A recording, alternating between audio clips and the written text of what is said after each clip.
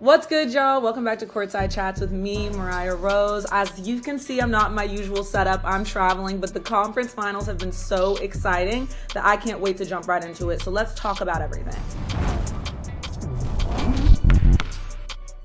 The Celtics said, Porzingis, no Porzingis, it doesn't matter. We're going to get these wins. Jaylen Brown was left off the All-NBA list, but it didn't matter. It kind of seemed like he used that as motivation last night and it basically carried his team to this win. But there was a team effort last night. We had Jayson Tatum and Derrick White both with 23 points. Shout out to Derrick White. And Jrue Holiday playing amazing defense as always. 10 beautifully executed assists. They looked like a complete roster. They finally are starting to look like a championship team, but they were at home. So let's see if they can carry that energy to Indiana, because as you know, Indiana has not lost in the postseason at home. So it's going to be a fight and a battle, but shout out to Boston for finally getting a game too. Y'all, there is nothing I hate more than injuries during the playoffs, because I don't know about you, but I feel like the fans want to see teams be complete. So it is a fair battle. But last night, for most of the second half, the Pacers were without their star, Tyrese Halliburton. He went out in the third quarter with a left hamstring injury that has been lingering kind of all throughout the 23-24 season.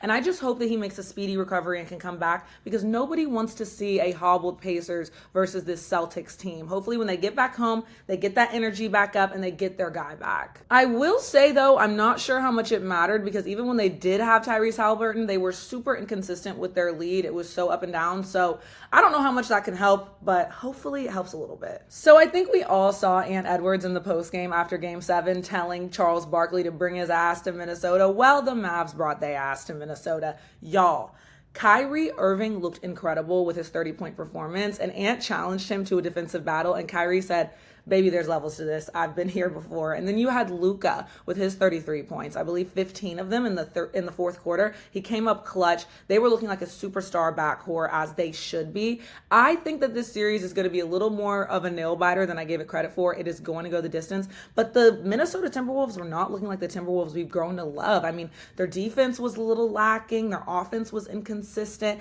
And Ant Edwards just looked gas. And I don't think that we really took into account how much that Game 7 series against the Nuggets was going to take out of them. Like, they looked like they were struggling. Hopefully in Game 2 they get their foot back, because if they lose home court, this is going to be dangerous. Y'all, I'm really looking forward to these Game 2s. These conference finals are going to be epic. So you got to keep it locked here so I can keep you posted on all of the latest here on Courtside Chats.